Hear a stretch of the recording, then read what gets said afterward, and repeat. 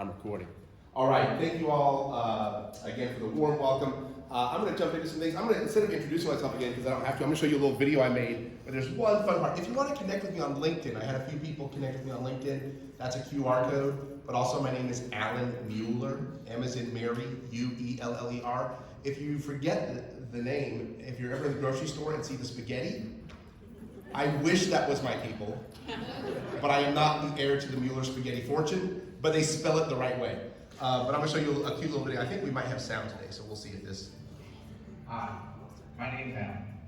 For 20 years, I've been working on college campuses across the country to build. This is a shameless promotion, but. In that time, I've also uplifted my fellow professionals towards building better teams. I've worked with amazing organizations, served on panels, presented at conferences all over the country, been featured on podcasts and radio shows. But you know what else? I sang on stage in front of 500 strangers. I joined an improv comedy group and an award-winning comedy club.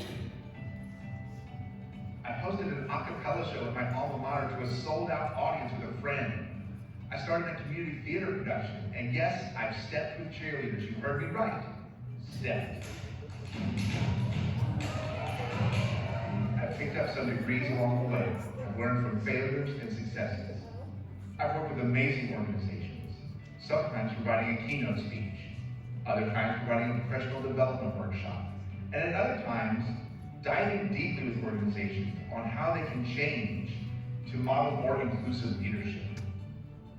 All right.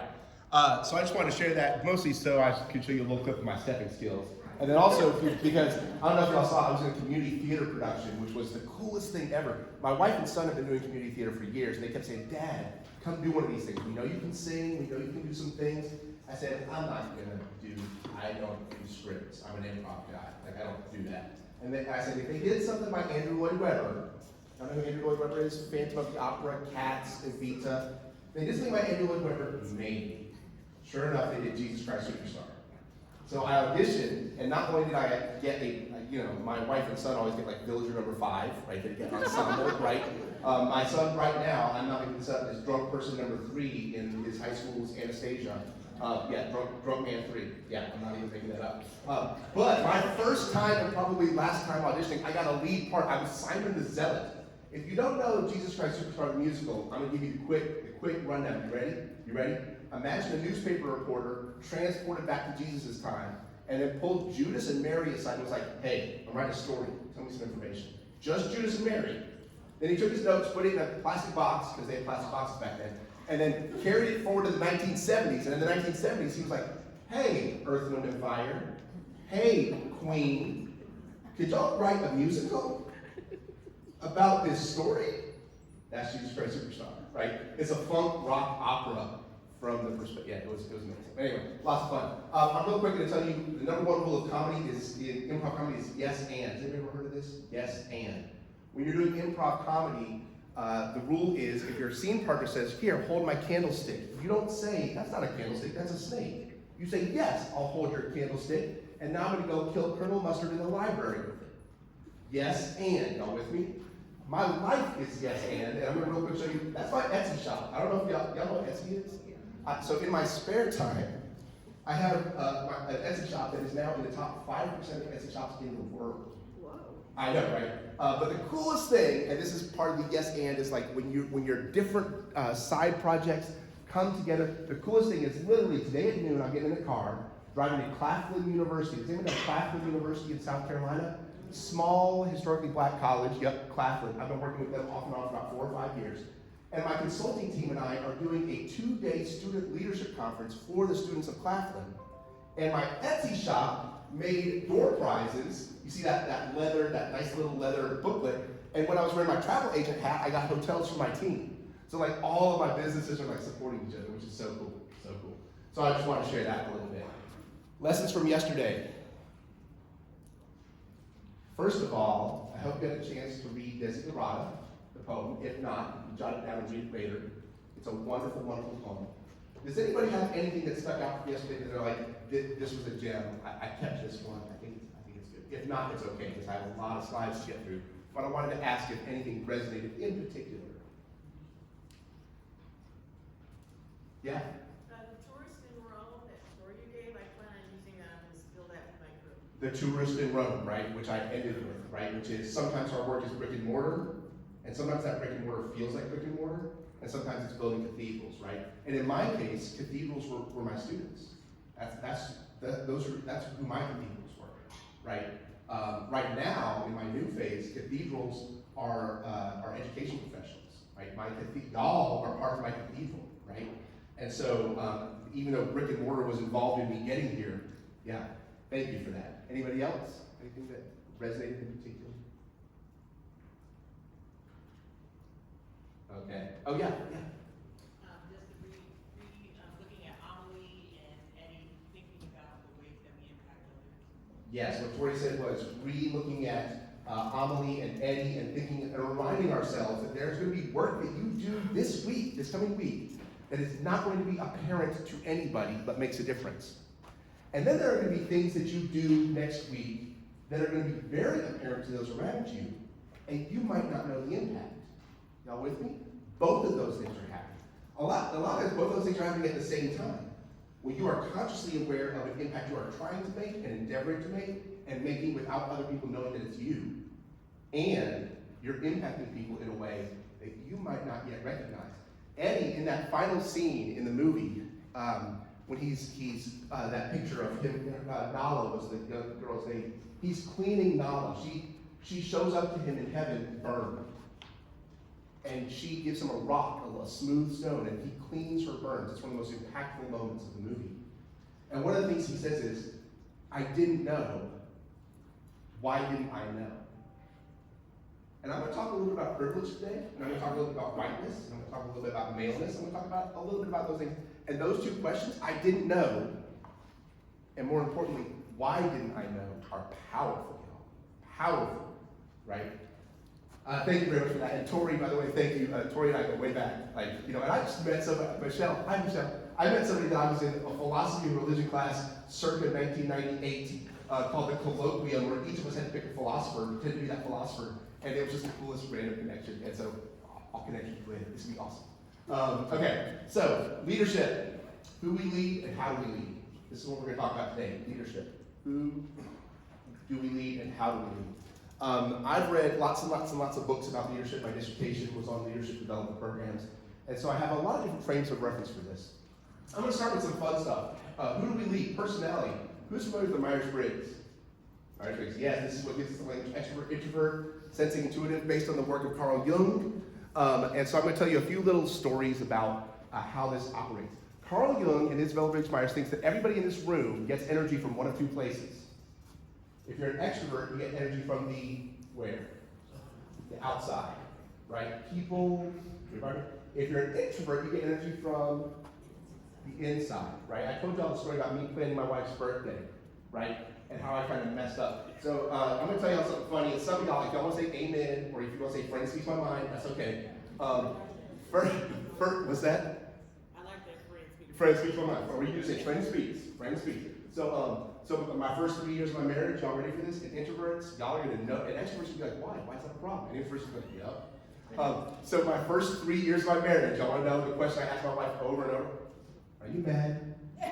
Is something wrong? Are you upset? What's wrong? Are you okay? Nah, dude, right? Silence is just normal in introvert world. You are projecting your extrovertness into it. Silence does not mean there's something, that's just normal. It's like a bird going to a fish. Hey, do you have enough air? I'm worried you're not getting enough air. And the fish will blow. Yeah, here's the thing. Introverts, extroverts, we get our energy different places. So here's my challenge. If you know you go to introvert preference, if you know you're an introvert, you know those people you care about that you think nice things about? Every once in a while, for no reason, affirm them. Just throw that out there. Do that. Extroverts, here's your challenge. Slow down, don't panic. Relax. If they're mad, they'll tell you. Right? So if we both do those things, we'll get better off, right? So I use this instrument, the Myers-Briggs, as a tool to talk with teams about how they can work together more effectively as teams. Some people perceive others as aloof or you know, sort of reserved or shy, and those, we project those things. If you want to talk about that also as it intersects race, as it intersects gender, as it intersects race and gender, and how we stereotype, right? There's some layers, y'all. There's some layers in terms of how people are perceived, right? Standoffish. Oh, are they standoffish? Come on, what is that a projection, right? But we can talk about that a lot. The next one, sensing and intuitive, I'm not going to spend a lot of time on because sensing and intuitive is how you perceive the world. Half of the people in this room have a sensing preference, and they want statistics, numbers, and details. They want references. Why doesn't he have a bibliography in there yet? The other half of the room is intuitive, and if somebody's clapping, like, yes, where is my bibliography? Yeah, connect with me on LinkedIn. Well, I'll give you the bibliography. The other half of the room is intuitive, and the intuitives are like, oh my gosh, the Great Mason. Yeah. That was a deep, right? The metaphors, right? The intuitive. Every audience you speak to, students, faculty, staff, anyway, according to Keynote, according to Isabel Briggs-Myers, you have two different sets of people listening to you.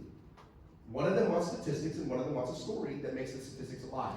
Trust me when I say, when I've been in front of a board of trustees, understanding that has been huge. Huge. Because on the board of trustees, some of them need those numbers, and some of them, the numbers mean nothing unless you tell a story about how it impacts a student or your faculty or your staff. Y'all with me?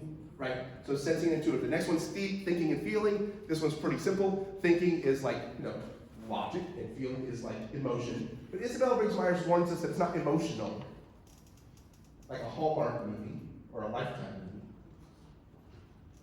That it's person-centered, right? And so, y'all want to guess, and this is interesting, in the United States, what percentage of men score thinking on the Myers-Briggs? I want to guess, I'll give you a hint, it rhymes with 65. 65, yes, you got it. Yeah, about 65% of men in the United States, when they take the Myers-Briggs, score thinking. Y'all want to guess what percentage of women score feeling on the Myers-Briggs in the United States? 85. You're good to guess high. It's also around 62 to 65. Y'all want to know something interesting? Africa, 50-50. Europe, 50-50. South America, we see a little of this gender skew, but not nearly as pronounced as it is in the United States. Some of us are performing gender roles, y'all. It's happening, right? Men have to be tough and logical. Women have to be nurturing. Okay, come on now. As a former career counselor, this was power to me. When I would have a student come in who was a man and would score feeling, I would sometimes ask about archetypally, oh, was there like a strong female influence in your household or what? And I'd say, eyes, it was like, oh my gosh, I have 5 sisters. How did you know? Or, yeah, both of my parents are in female-dominated professions. My mom and dad are both nurses. Or the converse, I would have a young woman come in who scored T, thinking, I would say, so, you know, was there a stronger sort of archetypal male influence? She's like, oh my gosh, everybody in my family's law enforcement, right? Like one of those things where there's a lot of intersecting of identities, right? The last one, I want to tell you a story about my wife. Because I'm a Quaker, I don't make people do oaths, but I would say, please raise your right hand and swear you're not going to tell my wife this story if you ever meet my wife. Judging and perceiving is your social style. This is one of, besides extrovert and introvert, this is one of the things that's most apparent. Now, in real Myers-Briggs, if I ever come to your campus and do a workshop, you'll get this next level of depth that's amazing and mind-blowing because it's not how we normally use it. In real Myers-Briggs, does this have a laser pointer? Oh, yeah. In real Myers-Briggs, judging and perceiving are a pointer indicator to help certified Myers-Briggs folks like me determine which of these middle categories of your personality preferences are the most important to you. So that's super powerful, and it can help you figure out how to use your personality to manage stress. Let me say that again. Use your understanding of personality type to manage stress, right? The judging and perceiving element takes us there. But in the short version, I'm going to tell you a story about my wife. So I was walking through the living room the other day, and my wife was sitting at the coffee table, and I said, honey, what are you doing? She goes, I'm balancing the checkbook. Okay, cool. It's 11 o'clock at night, and so, you know, I go update my Facebook status, because people clearly want to know what's happening in my life at 11 o'clock at night. And then I go, you know, make sure my kids are still breathing. I mean, they're 13 and 17, but I don't know, I just still do it. And so like, I check on my kids, brush my teeth, come back by, it's 11:30 at night, come back by the living room, stop by, my wife's still there. I say, honey, what are you doing? She goes, I'm balancing the checkbook. and I'm off a penny. Uh-oh. And so then, it's like 11:45, so I'm gonna brush my teeth, lock the doors, update my Facebook status again. And then I go it's almost midnight. She works in the public schools, y'all. She has to be at school at 5-25 in the morning or something like that. I don't know what time it is, but she has to be there super, super early. I come by, it's almost midnight. And I said, honey, what are you doing? She goes, I'm bouncing the checkbook. And I'm off a penny. And so me, as the dumb husband, I'm like, well, honey, in my car, I got a little change tray. And so there's a penny there, and I'll go get the penny, and then I'll bring it to you. And then the earth starts shaking, and her voice gets all demonic. Her head, it doesn't the exorcist, her head spins around 100 degrees. You do not understand. I need that penny. Okay, so she needs the penny, y'all. It's not about a penny, it's about that penny. Right? It's about that penny, right? I'm gonna do an interpretive dance. I don't even know we get an interpretive dance today. I'm gonna do an interpretive. Oh, hold on. Here's how I would bounce the checkbook. You ready? Short $25. I should go update my Facebook status. I am not a slacker, right? I do run 3 small businesses and raise 2 children, have a few graduate degrees. However, I'm oriented towards options, and she's oriented towards closure. So you ready for the, and both of these are awesome, by the way. Both of these are awesome, as long as they each understand each other. Because a lot of the misunderstandings, sometimes extrovert, introvert, and judging and perceiving. A lot of them do. And so I'm going to do an interpretive dance for y'all. Y'all ready? This is what makes somebody with a judging preference happy.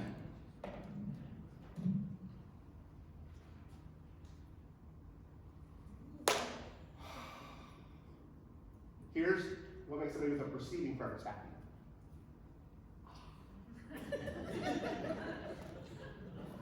Here's the bottom line. The judging preference wants closure, wants the project complete. The perceiver wants options. If I go to bed with more options than I started with that morning, I am winning at life.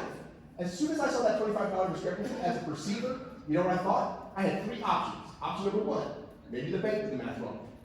Option number 2, maybe I did the math wrong. Option number 3, maybe if I put the checkbook down, my wife will come fix it later. Options, y'all. Options on options, right? So understanding personality can be huge. If you want to delve more deeply into Myers-Briggs, if not me, find someone who is certified in its use. It can be a very, very powerful tool, but we do misuse it a lot as a field, right? And so there's a lot more depth to it that we can get into. So that's a little bit about who do we lead. We don't have to do this because I set my camera up differently. I'm trying to make it look like I'm big time and have a camera crew, so the camera's in a slightly different position, and I was going to move the camera around, but we're not going to do that, you know. Hi. But is anybody good at Excel? Anybody good at Google Sheets? Excel spreadsheets? Anybody? I need one volunteer to help me with a Google spreadsheet thing. It's super easy, but I need a volunteer to help me. Anybody? Does anybody know? Do y'all know what I'm talking about? You got it? Okay. Okay. Let me know when you got the Google sheet open. Excel. Let me know when you got the Excel sheet open. This was going to be happening during a camera break, but instead it's going to be happening with a green tea break. Hold on. Green tea, pomegranate, stevia. Good, y'all. You ready? So what we're looking to do is we're looking at a project where we're looking at what's called the time value of money. Any former econ majors, economists, time value of money. I used to be a banker. I don't know if that, maybe I should have told you that because my checkbook story sounds scary now. But I used to work for Centura Bank, which was a North Carolina-based bank. Then I worked for the State Employees Credit Union as a loan officer. And if you see me speaking the last 2 days, and you're like, he was a banker? Yeah, I was a banker. Yeah, but the time value of money is how money grows in value, right? We're a capitalist society, so if I put $100 in a savings account, and the savings account has 1.5% interest, by the end of the year, the bank will give me $1.50 on my $100. So I want to do a little experiment. In the first cell, if you can put 18,500, and if the cell, I think this will work. I don't know if you know the equations pretty well. The way I do it is in the cell below it, you do equals to that cell times 1.05, right? And then the cell next to your 18,500, you put equals, and then you put that southwest cell that you had just established that equation in, and you put the value there. So far, are you with me? Hold on. Okay, no problem, no problem. That was okay, I'll put you on the spot. Tell me your name. Everybody give it up for Rebecca. Woo! Yeah. My equation's good. So 18,500, and then below that would be 1.05 times that. And then I'm doing this from your perspective. The one to the left, to your right, my left, would equal that new total. That would be the equation there. And then, does that make sense so far? You got it? Okay, Rebecca? Yep. We got a backup person too. So and what's your name? Pamela. Awesome. I love the song by Toto. The song by Toto, Pamela. Google it, it's awesome. But so then either Rebecca or Pamela, if you're able to then drag that equation from the top row all the way across 400 cells, and the equation on the bottom across 400 cells, what you're going to find out is what happens if you take $18,500 and compound it at 5% over 400 periods, okay? Yeah, and sorry if there's some non-math people in here, but some of the math people are like, yeah, I've been waiting for this.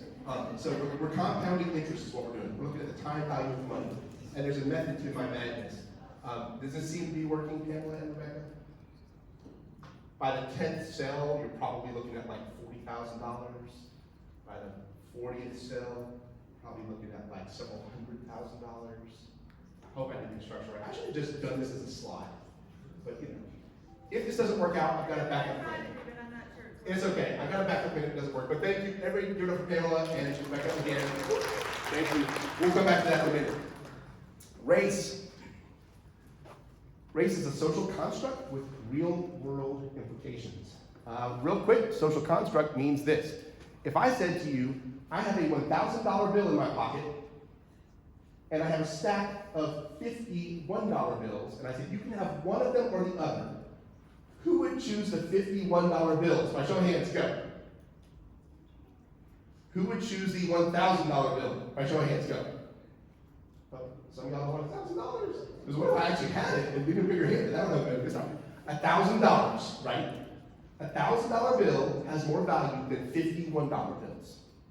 Now imagine we're in some post-apocalyptic movie, all society has crumbled, and we're living in the forest, all of us together. What's up, y'all? How's it going? The acorn treating you okay? Okay, good. We're living in the forest together, and I came back to camp, and I was like, look, y'all, I know this is like a post-apocalyptic world, but I found this guy, and he said, I'll either give you one piece of paper with the number 1,000 written on it, or I'll give you, what did I say, 250 pieces of paper with the number 1 on it, and we need to start a fire. Which one is more valuable? The 50, right?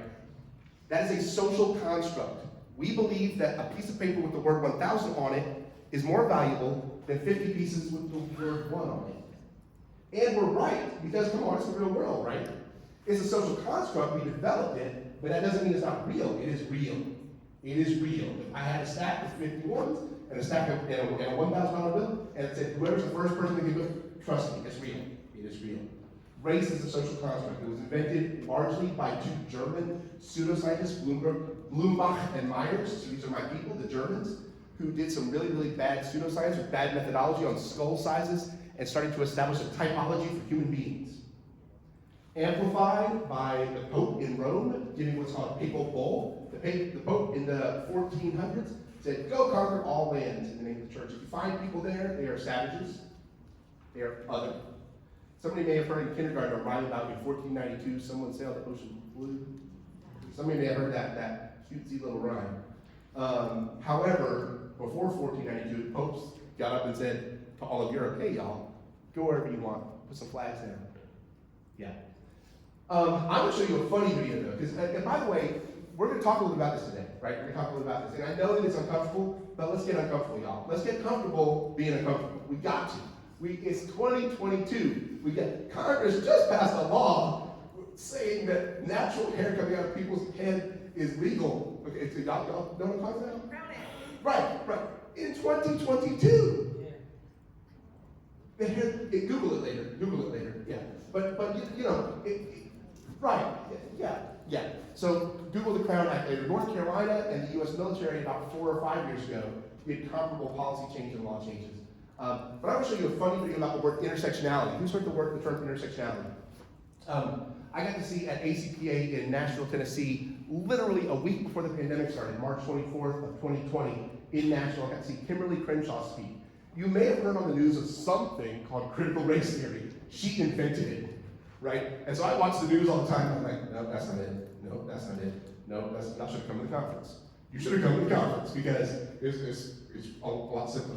Kimberly Crenshaw gave us the language of critical race theory as a way to look at disparate impacts, different impacts of laws on people of various races.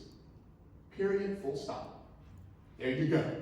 Okay? Anyway, also she invented the term intersectionality or intersecting identities. Are people familiar with intersectionality? Sort of. If you're not, this video is going to be great and funny about what intersectionality is and is not. So let me get this going. Hi, I'm Katie Goodman. And hey, Carlita. You busy? No. What's up? This is Carlita Victoria. I'm just writing a little song. Live on camera? Yeah, most of this stuff I just make up on the spot. Okay. How can I help? Well, you know what I was thinking about? What's that? I was thinking about intersectional feminism. You were? Yeah, I was thinking like maybe a folk song about intersectionality. I think it's a beautiful thing. You do? Yeah, it's like we're sisters, unified in our cause. We're both resistors. You got it right. Something about sexist laws. I don't think you know what intersectionality means. No, wait, it's coming. I intersect with you, you intersect with me. That's why we call it intersectionality. Hold on. While I feel the same affection, it's not that type of intersection that we're talking about today. See, I'm an African American woman, And I'm a Caucasian American woman. And so our causes are one and the same. And they intersect I don't feel like you're listening. because we're sisters. Unified in our cause. Every sister. Katie. Let's say in my town, there's a company, and I'm hoping that they have a job for me. And And on the factory floor, they hire men of all colors. Black men, Latino men, and all the rest. And in the office, there's white women who hire more white women. 'Cause that's the women that they know the best. So on paper, the discrimination's not so clear. They hire plenty of women over here and men of color over there. But if you're a woman who's of color, as I happen to be, well then they don't hire me. And that's intersectionality. that's what that means. That's what that means. If you're black, there's discrimination. If you're a woman, it's there too. But if you happen to be both, then Then it double sucks for you got it. That's intersectionality. Then add on top of that, if you're trans or gay, or if you're differently abled in some way, That's when the discrimination multiplies radically. yeah, you got it. That's intersectionality. That's intersectionality. Yeah, that's intersectionality. You got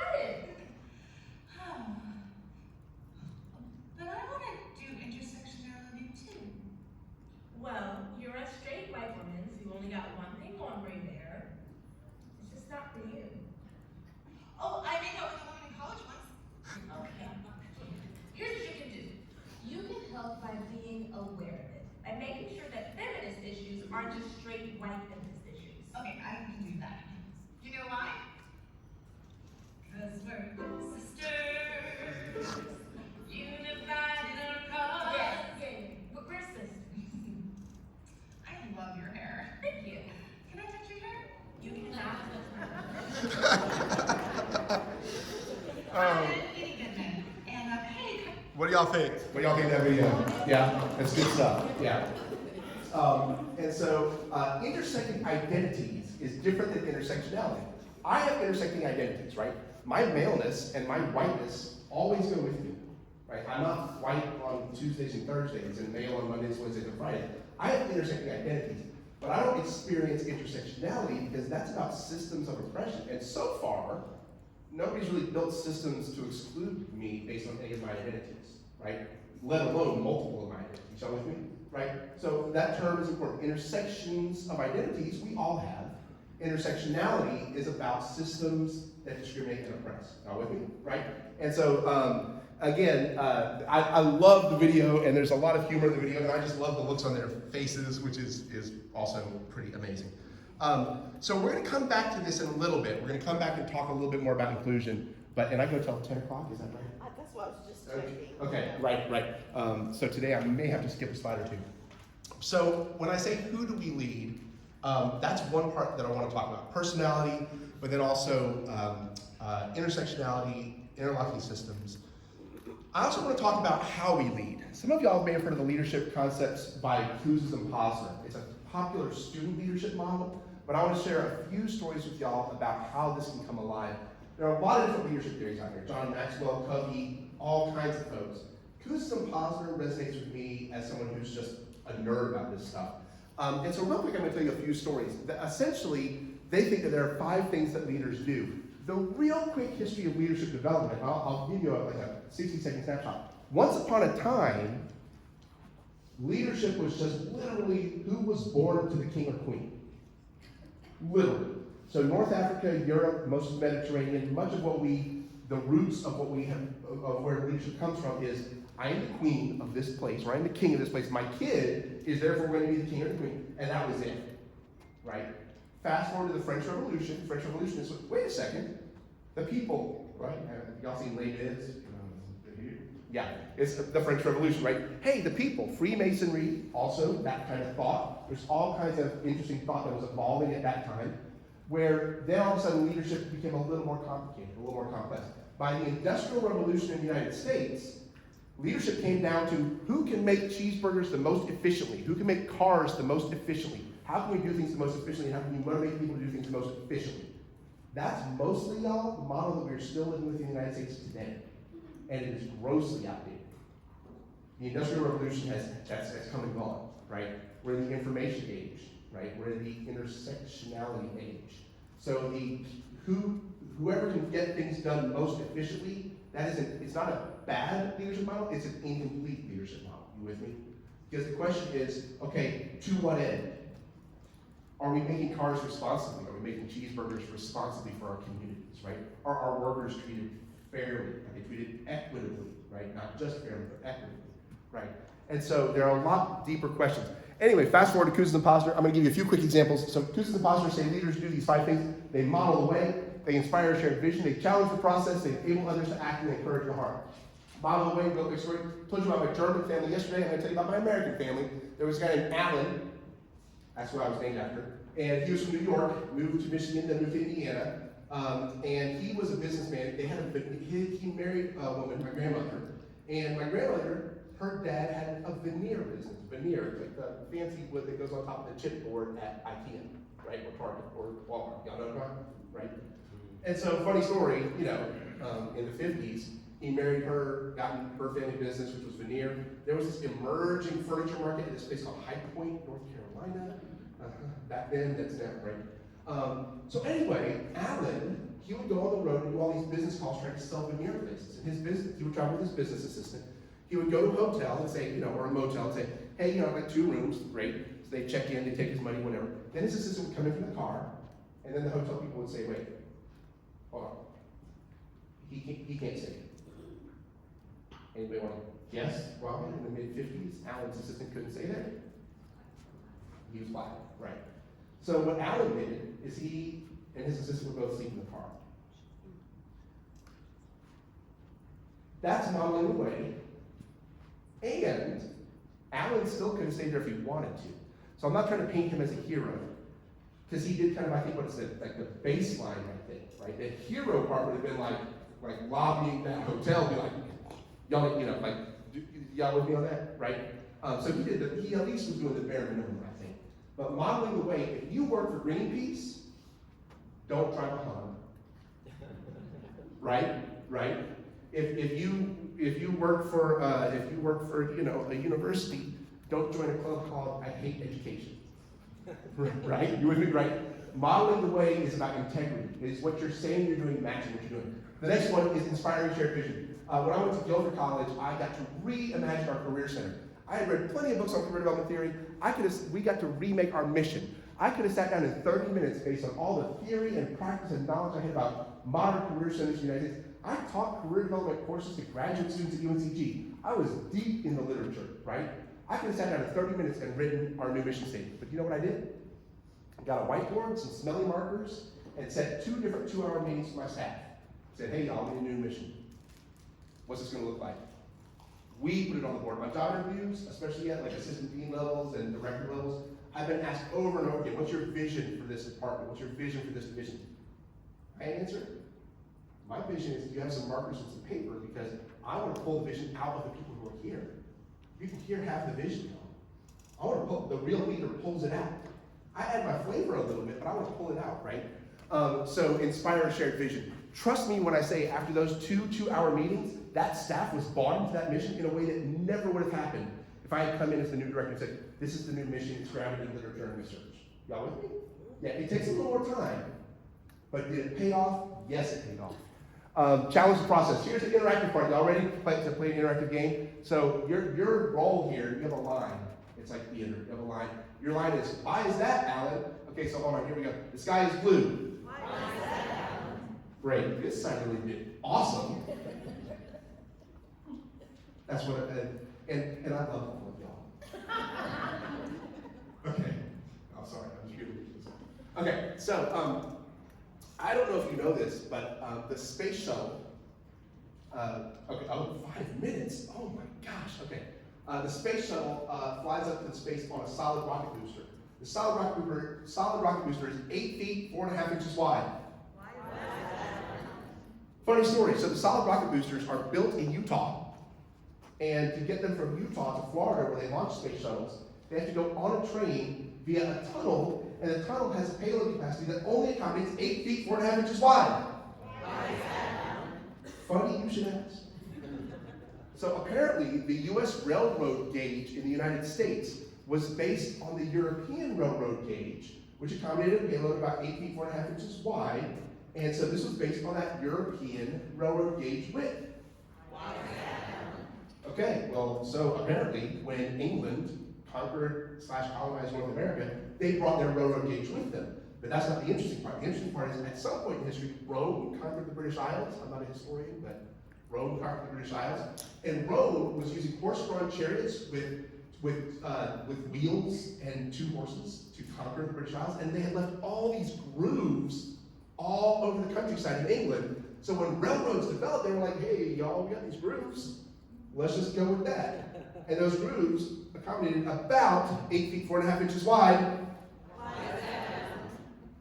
It's about the rough size of 2 horses' asses. The most advanced flying machine in human history, until SpaceX came along, was limited by 2 horses' rear ends. And no, this is not a commentary on boards of governors or boards of trustees. Joke. Some of y'all. Okay. But so challenge the process is that nobody stopped and asked why.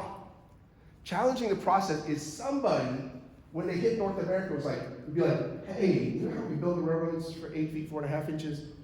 We don't have grooves on the road here, so we could go wider, right? Or somebody said, hey, Miss NASA lady person, are you sure you want to build the rockets in Utah? Because if we're going to launch them from Florida, we can build them in Florida or Georgia, somewhere close, so that you don't have to go through the tunnel, so you can build it right. So challenge the process. I mentioned the A&T 4 or the Greensboro 4 yesterday. Challenge the process, right? There's a certain set of expectations and rules right now. How can we challenge them? Enable others to act. I'm going to tell the story real quick of Serifany. I had these 2 amazing orientation leaders named Serena and Tiffany, but they were always together, so I called them Serifany. And so sometimes if I saw one in the cafeteria without the other, I'd be like, what's up, Serena 8.5? Yeah. So Serena and Tiffany came to me one day. It was orientation day. We had the math building, and the students had to get into the building to get advising from the academic advisors, right? But the building was locked. So Serena and Tiffany came to me like, we have a problem. The students can't get into the building. The advisors can't get into the building. The building is locked, and we need to do advising. I said, Serena, Tiffany, I'm glad you came to me. I'm going to find someone to fix that right now. Stay right there. Serena, Tiffany, I'm so glad I found you. Oh my gosh, the science building is locked, and the faculty and the students can't get in. They look at each other like, we could call the public safety office. And my job here is done, right? I was, and some of y'all who wear multiple hats at your institution, if you're ever seeing a student tour, and you're like, you're welcoming them, like, well, I help run the academic advising center. You're like, okay, you'll have a career center. Yeah, hold on one second, I'll introduce you to the director, hold on. Hi, I'm also the director of the career center here at this conference. Yeah, I don't know if any of y'all wear more than one hat, but that's gold on a tour, right? Because trust me when I say, when I was like at Guilford, I'm like, yeah, the career center, do we have a cheerleading team? Okay, hold on, I know the cheerleading coach, hold on. What's up? I'm Alan, I'm cheerleading. I'm not making this up, I was actually part-time cheerleading coach there for a little bit. Why is that? Real quick, no, it's a good story. The cheerleading had been cut by athletics, and I had started an emerging leader program, first year leadership program for all these student leaders. And when they got cut by athletics, there were this group of 5 women who had been in my leadership program. Their program was just cut by athletics, and they showed up in my office the next semester. They said, "We think we can do this. We think we have the skills to make a cheerleading team because of the things we learned in Sprout, was our leadership program called Sprout." And so it was this leadership program that empowered them to then, it became a student-run club, and I was their advisor. So, yeah, why is that now? Oh my gosh. And then finally, the love languages. Some of y'all have heard the Pastor Chapman in Winston-Salem, the 5 love languages. If you haven't, it's great. I don't think that he's a psychologist, but I think that one day psychologists are going to take a deeper look at what the love languages are, and they're going to find at least some of them with some gold, right? If you're unfamiliar with it, take a look. It's really, really good. And I'm realizing I'm running low on time. So, oh my gosh, y'all see this slide? I needed more minutes for this slide. I planned poorly. How do we lead? First of all, side note, if you haven't seen the movie Master on Amazon, check it out. I'm going to be real with y'all. If you are a woman of color in academics, aren't you with a friend? Maybe there might be some support. If you're a white person who's confused by some of the themes, type right down LinkedIn. Mueller, what's so great about it? Am I missing something, right? I'm just being real, okay? It's deep, but content warning. The experiment with the $18,500. Did we, Rebecca or Pamela? Is it supposed to be 5 trillion and change? That is roughly 5 trillion. So just so y'all know, the rough earnings of a human being when slavery was instituted in the United States, the lifetime earnings would be about $18,500. Compounded for interest, a single person's lifetime work, would be worth about $3 million today. I want to pause there for just a second. Y'all know what I'm talking about? Yeah? A single person who was enslaved, whose labor for their life was sold, right? And I want to mention that in the context of higher education. Bennett College just lost their accreditation. Salem College, where I worked, did not. We were both on financial probation at the same time. One got off financial probation, one did not. One institution had about 180-year head start on alumni, one did not, right? One of them had a 180-year head start on the time value of money for their endowment, one did not, right? Okay, do I have 4 minutes, or should I just wrap up? Wrap up. Okay. Okay, my last story, this is the last thing I'll share. Oh my gosh. Is when I was at Salem College, oldest women's college in the United States, 1772. Sometimes I needed to go potty. Does anybody in this room ever have to go potty? Why is that, Al? Why is that, Al? Drinking too much coffee. At Salem College, in my building, upstairs there was a women's room and one single-use all-gender bathroom.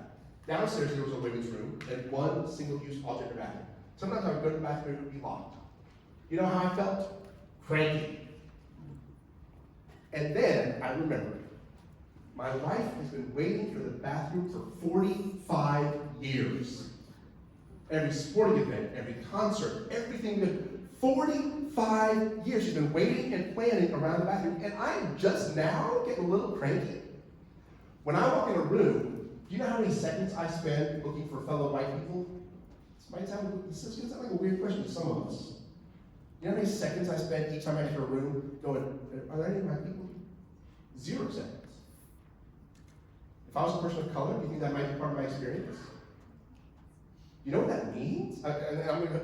Thankfully, I have had many, many black elders in my life who have shared that experience with me of walking into a room and going, who's here like me? Because I need a little bit of maybe safety or security or connection in this space that's otherwise all white, right? And so I'm going to spend a few seconds each time I enter a room sometimes, right? I have the privilege of about 10 to 15 seconds times every room I've entered my whole life to use towards being a better anti-racist human. I can use those seconds to Google, is this phrase racist? I can use those seconds to Google, how has this law affected people? I have that time. Just like I have, 5 minutes times every bathroom at every public event that I've not had to wait to go back and think about how my identity as a male impacts women. So again, I was maybe a little over ambitious in what we were going to talk to today, but thank you both. Thank you all so much for having me, and thank you to both associations for this joint conference. This has been amazing. I've made some great connections with you. On the back table there, I have some business cards if anybody would like to connect with me through my consulting. Or I put some Etsy shop ones back there too if you're just like, you know what, I want some conference giveaways for my next conference or something like that. You just let me know. But anyway, thank you all so much for engaging with me these last 2 days.